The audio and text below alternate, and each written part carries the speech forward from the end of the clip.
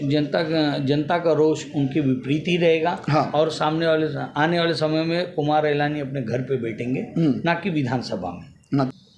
क्या ये आमदार की जवाबदारी नहीं है कि किसी भी ठेकेदार जिससे गलत काम किया उसको ब्लैक लिस्ट करने के लिए? अरे ब्लैक लिस्ट तो अभी क्या बोलूँ, उनके जिला अध्यक्ष ब्लैक लिस्ट में है।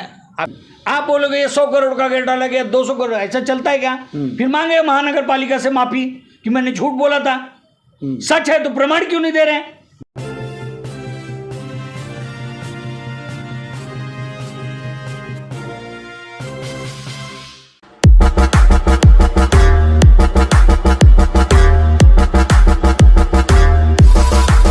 हमारे शहर में स्वाभिमानी धर्म कर्म में विश्वास रखने वाला उत्तर भारतीय समाज, जो पिछले 50 वर्षों से उल्लासनगर शहर में पानी की तरह मिलकर पूरे शहर के तरक्की, शहर के भाईचारे और शहर के उन्नति के लिए काम कर रहा है।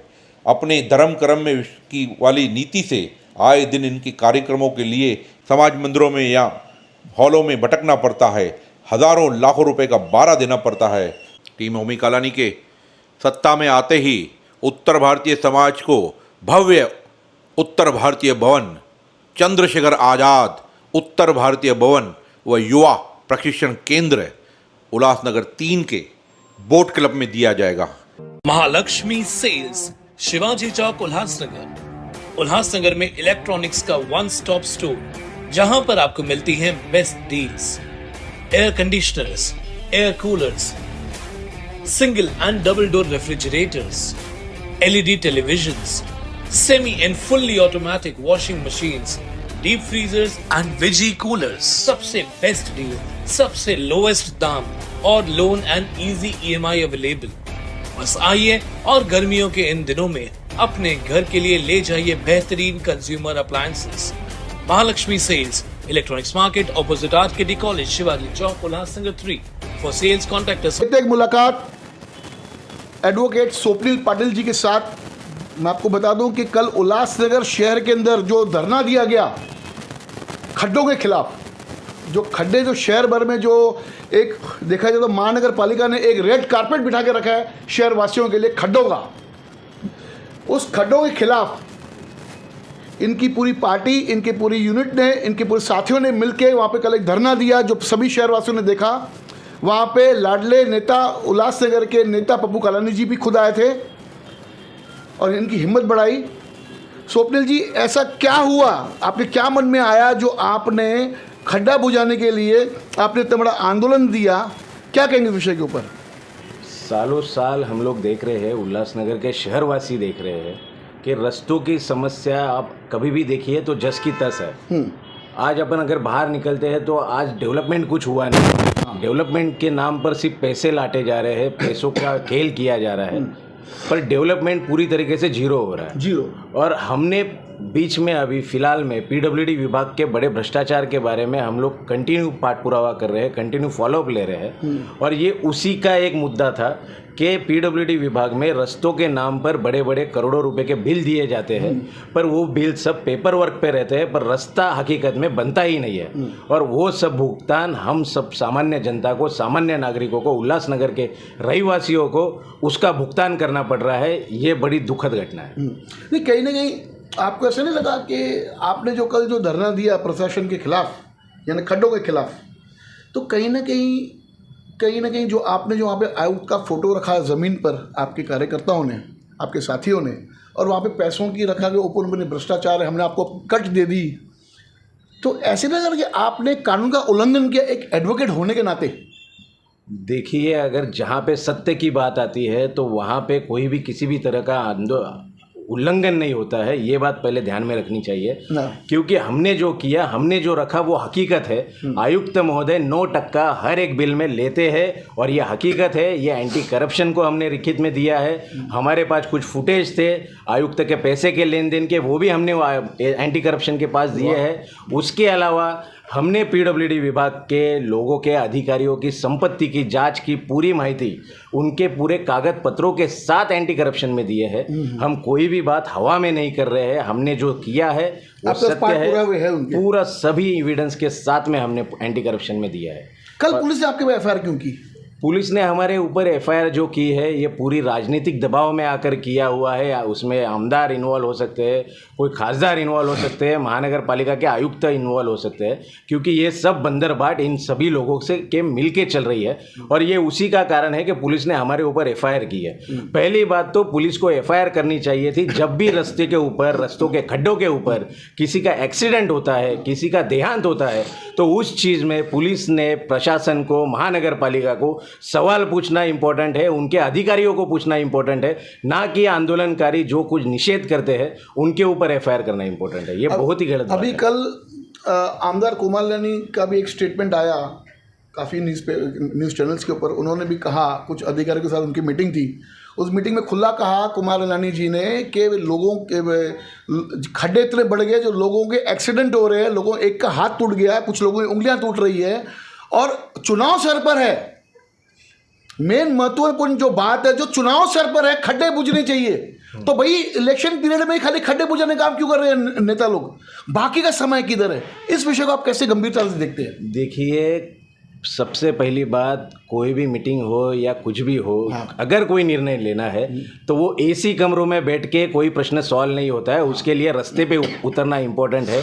आप विद्यमान आमदार हो, सम्माननीय आमदार हो, हम आपसे अपेक्षा करते हैं कि आप रास्ते पे उतरे, आप वो अधिकारियों को जा पूछे, उनको पूछिए कि क्यों खड्डे गिर रहे हैं, ना कि आप उनको एसी कैबिन में बैठ के उनसे आप बात करोगे, उनसे चर्चा करोगे, उससे हल निकलने वाला नहीं है। उसके लिए आपको रास्ते पे उतरना इंपॉर्टेंट है। ये चुनावी जुमला है, जब भी चुनाव आते हैं तो उतने समय के लिए रास्ते बनाए जाते हैं, उसके बाद में फिर से उखाड़ फेंक दिए जाते हैं। ये हकीकत है। अगर जो कल आमदार कुमार लानी ने मतलब मीटिंग लेके काफ़ी दबाव डाला और बोला कि मुझे एक डेडलाइन बताओ कि कब तक खड्डे बुझेंगे, ये अगर देर होती खड्डे बुझने में और चुनाव का समय आ जाता है, क्योंकि नवंबर दिसंबर की बात भी हो रही थी उस मीटिंग के अंदर, तो क्या लगता है आने वाले चुनाव के अंदर कितना बड़ा नुकसान नेताओं को झेलना पड़ेगा पब्लिक के द्वारा?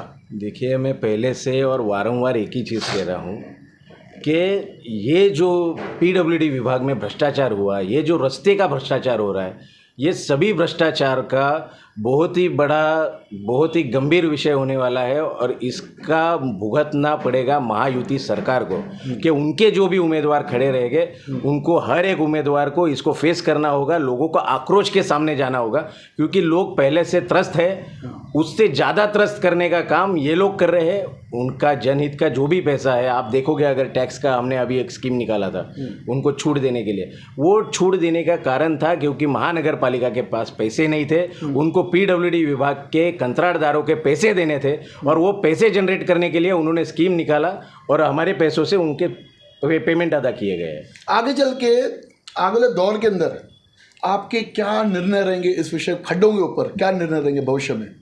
हम देखो, मैं बहुत ही खुशी से आपको सभी शहरवासियों को कहना चाहता हूँ कि जो हम लड़ रहे हैं उसमें हमने हमारी पहली स्टेज क्रॉस कर दी है, क्योंकि महासंचालक पुलिस के लाच लुचपत विभाग के, उन्होंने कल देर रात को एक आदेश जारी किया है, और जिस आदेश में उन्होंने पीडब्ल्यूडी विभाग के सहित उनके सभी अधिकारियों की ओपन इंक्वायरी करने के लिए थाने लाच लुचपत विभाग को आदेश दे दिया है कल रात को। तो बहुत बड़ा आदेश है ये। तो ये बहुत ही बड़ी उपलब्धि है, जिसमें बहुत बड़ा भ्रष्टाचार उजागर होगा, और ये भ्रष्टाचार उजागर होने के बाद ये विद्यमान आमदार के लिए एक चपराक रहेगी, और उनको उसका जवाब देना पड़ेगा कि ये भ्रष्टाचार आखिर आपके होते हुए हुआ कैसे।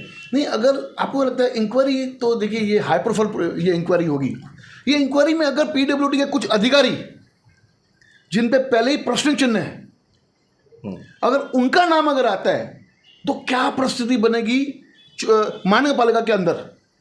ये बहुत ही भयानक विषय है, इसमें आयुक्त से लेके सभी अधिकारी इन्वॉल्व है। और अगर ऐसी परिस्थिति आती है तो हम इससे भी तीव्र आंदोलन करेंगे। देखो, हम एक फार्मर है, हम किसान है, किसान जब हल चलाता है ना, तो उसका बैल जब भी आड़ा टीड़ा चलने लगता है ना, तो उसको एक टोचा मारा जाता है उसको सीधा चलाने के लिए। तो ये हमारे बैलों को सीधा चलाने के लिए, हर बार टोचा मारने के लिए राष्ट्र कल्याण पार्टी और प्रहार जनशक्ति पार्टी खड़ी रहेगी, और ये किसान का आंदोलन तैयार करेगी। शैलेश जी, जो कल आपने जो मुद्दा उठाया, जो आप सड़कों पे उतरे, इस विषय को लेके आपका क्या कहना है शहरवासियों के लिए? देखिए, ऐसा है, शहर में खड्डे को लेके कोई महानगर पालिका को टारगेट करना, थोड़ा जोर से बोलेंगे। कोई ना महानगर पालिका को टारगेट करना, ये तो आम बात हो गई है। हर साल लोग ये खड्डे से त्रस्त हैं। ये इसका आज तक किसी भी महानगर पालिका ने उपाय योजना ठीक से किया नहीं है। उनका कंक्रीट कोई ये बोलते हैं अपना कंक्रीट ये क्या बोलते हैं जवाब इनके पास नहीं है। अभी उल्लासनगर महानगर पालिका इसमें चरम सीमा पे बोलते हैं ना, पूरा शहर खड्डे में है। हाँ। लोग आए दिन यहाँ पे एक्सीडेंट हो रहे हैं, लोगों की जानें गई हैं। ये प्रत्यक्ष प्रमाण आपके सामने है। रिकॉर्ड पे कोई चीज़ मैं ऑफ द रिकॉर्ड कोई चीज़ बात नहीं कर रहा हूँ। सही। अभी भी खड्डा है, सिर्फ खाना पूर्ति हो रही है। इतने करोड़ों का बजट दे दिया है हमने, इधर से महानगर पालिका के उस पर से क्या बोलते हैं अपना आमदार साहब चिल्ला रहे कि हमारे पास फंड बहुत है। फंड बहुत है तो काम क्यों नहीं हो रहा है? सही है। अगर इन्होंने फंड रिलीज किया तो खड्डे क्यों हैं? और खड्डे हैं तो फंड कहाँ है गया कहाँ? हाँ। खड्डे में फंड में खड्डा। हाँ, ये दोनों अल्टा पल्टी में क्या जताना चाहते हैं? देखिए, एक आमदार शहर का पुलिस प्रशासन के लिए भी मायने रखता है, महानगर पालिका के लिए भी मायने रखता है। हाँ। क्योंकि वो उसके अध्यक्ष स्थान पर बैठता है कि शहर की जो भी गतिविधियों में जो भी इन्वॉल्व रहते हैं। हाँ। जैसे पुलिस प्रशासन, महानगर पालिका, हाँ। MMID जो भी संस्थाएं हैं जो इसमें, तो उनके विकास क्षेत्र में जो जो अड़चन आती है उसके लिए वो जवाबदार एक तरह से आमदार है। उसको आमदार साहब नज़रअंदाज नहीं कर सकते। सिर्फ क्या AC कमरे में डायरेक्शन देने से प्रश्न छूटने वाले हैं क्या? नहीं। आपने बोलते हैं वर्तमान जो आमदार हैं वो अगर ईमानदारी से काम करें तो कितने किलोमीटर का है शहर है ये? उल्लासनगर विधानसभा क्षेत्र मुश्किल से 10-12 किलोमीटर का है मेरी जानकारी के साथ। उस क्षेत्र को अगर ठीक से चिन्हित किया जाए, कहाँ खड्डे हैं, ईमानदारी से काम हो, तो आपको लगता है कि खड्डा मुक्त शहर नहीं मिलेगा हमको? काम ईमानदारी सवाल है इच्छा शक्ति के अभाव का, समझ गए? उनके इच्छा शक्ति में अभाव है, इसके कारण लोगों को ये परेशानियां झेलनी पड़ रही है। महानगर पालिका के पास ईमानदारी से वो बैठ जावे, चलो मैं दिखा रहा हूँ, चलो ये करके लो, थोड़ा समय जाएगा पर लोगों को निजात मिलेगी।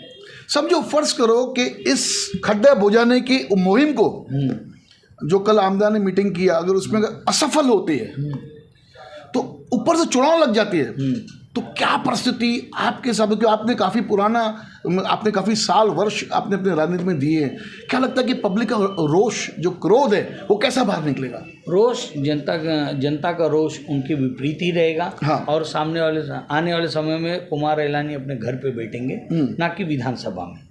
कम से कम ईमानदारी से काम करते तो शायद कुमार इलानी जी को ये समय देखना नहीं पड़ता। सिर्फ डायरेक्शन दे दे, मैंने इतना, मेरे पास निधि बहुत है, मेरे पास ये बहुत है, आप लोग काम करो। आप कब करोगे? भीख मांग रहे हो आप?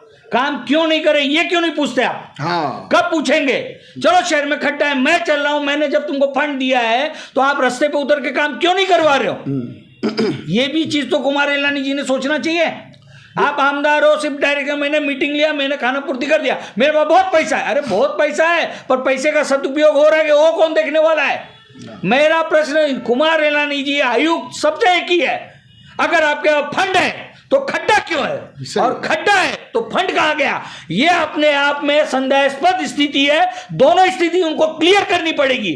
आप अगर AC कमरे में बैठ के डायरेक्शन दे रहे हो और इंटरव्यू दे रहे हैं, बता रहे हैं कि मैंने सबको डायरेक्शन दे दिया है, मैंने काम के लिए इनको ये कर दिया, ताकीद दी है, ताकीद देने से नहीं होगा। इच्छा शक्ति का आपका अभाव है, वो लोगों को दिख रहा है। लोग खड्डे में अपनी जान गंवा रहे हैं, हाथ पैर तोड़वा रहे हैं, उसका जिम्मेदार कौन? अरे ले दे के आमदार साहब है ना, लोक प्रतिनिधि, क्यों चुनता है आदमी? ताकि शासन और प्रशासन में समन्वय करके अपने काम, आपके प्रश्न छूटने चाहिए। इसके लिए पहली जवाबदारी शहर के वर्तमान आमदार की है, दूसरा आयुक्त की है कि क्यों नहीं हो रहा है, क्योंकि उनका काम है शासन प्रशासन से फंड लेके आते, क्या उसका सदुपयोग हो रहा है क्या, ये कब देखा जाएगा? उसको चिन्हित करने की जवाबदारी किसकी दी है? जनता ने किसको चुन के दिया है? और चुन के देने के बाद अगर आप हतबल होते कि नहीं मेरा सुनते नहीं, आप कब करोगे? मेरा बहुत पैसा है। अरे पैसा है तो आप अपने खजाने में भर के रखें, जनता के लिए दे रहे तो क्या उसका सदुपयोग हो रहा है? ये सारी बातें आप अपने आप से पूछिए ना, क्या मैं सही हूं? आमदार से अपने आप से आत्मचिंतन करे कि मेरे डायरेक्शन देने से काम हो गया है क्या, गंगा नहा लिए क्या?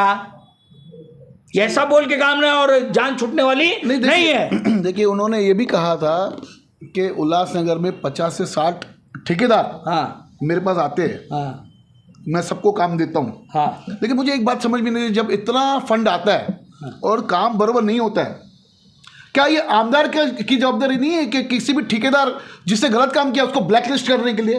अरे ब्लैक लिस्ट तो अभी क्या बोलूँ, उनके जिलाध्यक्ष ब्लैक लिस्ट में है, अभी तक उसके ऊपर कार्रवाई नहीं हुई। ये जीता जाता प्रमाण है, ऑन पेपर है, डायरेक्ट बोल दिया कि इनकी कंपनी को ब्लैक लिस्ट कर दिया जाए, फिर भी अभी तक आयुक्त साहब ने हिम्मत दिखाई नहीं, सत्ते के आगे लाचार है, ये भी आप देख लीजिए। दूसरी बात है कि फंड आया, अभी आपको बताऊं इतने कागजी घोड़े यहाँ पे दौड़ रहे हैं, एक ही रोड पे 4 निधि पास हुई है, उसी की ओपन इंक्वायरी आज कंडक्ट हो चुकी है। वहाँ के डीजी महासंचालक ने, एंटी करप्शन ने ओपन इंक्वायरी के आदेश कर दिए हैं, क्योंकि हम पुरावे के साथ दिए थे कि भाई ऐसा ऐसा एक ही रोड पे 4 जनरल फंड भी पास हो रहा है, आमदार का फंड का पास हो रहा है, खासदार का भी फंड पास हो रहा है, एक ही रोड, सही है, ए से बी, बी से सी। जब हमारा जब प्रदीप रामचंद्रन से अभी हाल ही में इंटरव्यू हुआ, जब हमने पूछा कि भ्रष्टाचार शहर में काफ़ी बढ़ चुका है और आपके आमदार के ऊपर ऐसे प्रश्न चिन्ह है कि आपके आमदार के ऊपर भ्रष्टाचार के आरोप लग रहे हैं, तो उन्होंने कहा कि प्रमाण चाहिए, बगैर प्रमाण कोई भी आके बोलेगा कि भ्रष्टाचार किया उसको हम कैसे माने, इसके कोई हाथ पैर होने चाहिए।